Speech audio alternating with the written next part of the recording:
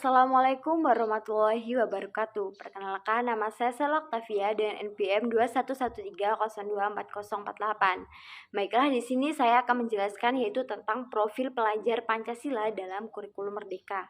Yang pertama yaitu apa sih profil pelajar Pancasila? Pengertian dari profil pelajar Pancasila. Nah, profil pelajar Pancasila ini merupakan perwujudan pelajar Indonesia sebagai pelajar sepanjang hayat yang memiliki kompetensi global dan berperilaku sesuai dengan nilai-nilai Pancasila. Kemudian apa sih urgensi dari profil pelajar Pancasila? Nah, urgensi profil pelajar Pancasila ini ada 3. Yang pertama yaitu sebagai bintang penuntun pembelajaran, yang artinya digunakan untuk menjadi penuntun arah kebijakan-kebijakan pendidikan di tingkat nasional, daerah maupun sekolah. Selain itu menjadi pegangan pendidik dalam membangun karakter serta kompetensi anak-anak Indonesia di ruang-ruang belajar. Yang kedua yaitu sebagai rujukan perancangan kurikulum atau SNP, yaitu dalam bentuk standar nasional, yaitu merupakan elaborasi dan tujuan pendidikan nasional dan merupakan intisari dari standar kompetensi lulusan yaitu SKL. Kemudian SKL serta standar nasional pendidikan lainnya ini yaitu terutama standar isi, standar proses, dan standar penilaian ini menjadi rujukan untuk pengembangan kurikulum nasional.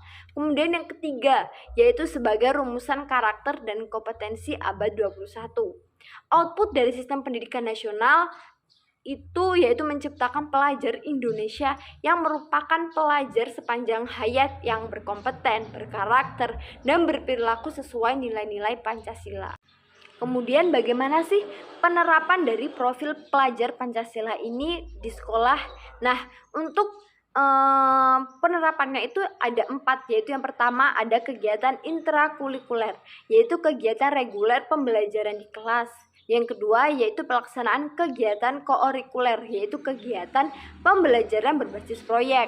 Kemudian yang ketiga yaitu kegiatan ekstrakurikuler, yaitu kegiatan pengembangan minat dan bakat. Kemudian yang keempat, yang terakhir yaitu budaya sekolah, yaitu pembiasaan dan budaya warga sekolah.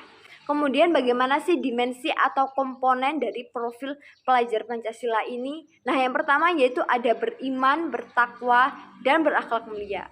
Pelajar ini harus mampu memahami ajaran agamanya dan kepercayaannya, serta menerapkannya dalam kehidupan sehari-hari. Kemudian yang kedua yaitu berkebinekaan global, yaitu pelajar Indonesia harus bisa mempertahankan budaya luhur, lokalitas, dan identitasnya, dan tetap berpikiran terbuka dalam berinteraksi dengan budaya lain. Kemudian ada 4 elemen kunci utamanya, yaitu yang pertama mengenal dan menghargai budaya, yang kedua yaitu komunikasi dan interaksi antar budaya, yang ketiga yaitu ada refleksi dan tanggung jawab terhadap pengalaman kebinekaan, dan yang keempat yaitu berkeadilan sosial.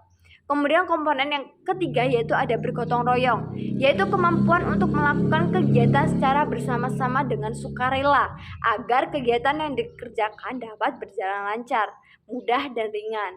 Kemudian ada 3 elemen kuncinya, yaitu yang pertama ada kolaborasi, yang kedua kepedulian, dan yang ketiga yaitu berbagi. Komponen selanjutnya yaitu mandiri. Pelajar ini harus bisa bertanggung jawab atas proses dan hasil belajarnya. Ada 2 elemen kunci yaitu kesadaran akan diri dan situasi yang dihadapi, dan yang kedua yaitu ada regulasi diri. Kemudian komponen yang kelima yaitu bernalar kritis, mampu secara objektif memproses informasi baik kualitatif maupun kuantitatif, membangun keterkaitan antara berbagai informasi, menganalisis informasi, mengevaluasi, dan menyimpulkannya. Kemudian ada 3 elemen kunci utamanya, yaitu yang pertama memperoleh serta memproses informasi dan gagasan, dan yang kedua yaitu menganalisis dan mengevaluasi gagasan, dan yang ketiga yaitu merefleksi dan mengevaluasi pemikirannya sendiri. Komponen yang terakhir yang keenam yaitu ada kreatif. Peserta didik ini harus mampu memodifikasi dan menghasilkan sesuatu yang orisinil, bermakna, bermanfaat, dan berdampak. Ada 3 elemen kunci utamanya, yaitu menghasilkan gagasan yang original, yang kedua menghasilkan karya dan tindakan yang original, dan yang ketiga yaitu memiliki keluasan berpikir dan mencari alternatif solusi permasalahan. Kemudian selanjutnya ada proyek penguatan profil pelajar Pancasila. Apa sih proyek penguatan profil pelajar Pancasila? Yaitu merupakan pembelajaran lintas disiplin ilmu untuk mengamati dan memikirkan solusi terhadap permasalahan di lingkungan sekitarnya. Nah, proyek penguatan profil pelajar Pancasila ini menggunakan pendekatan pembelajaran yang berbasis proyek. Kemudian tema-tema untuk pembelajaran berbasis proyek ini, Kemendikbudristek ini menyediakan 7 tema utama yang perlu dikembangkan menjadi modul dengan topik dan tujuan yang lebih spesifik.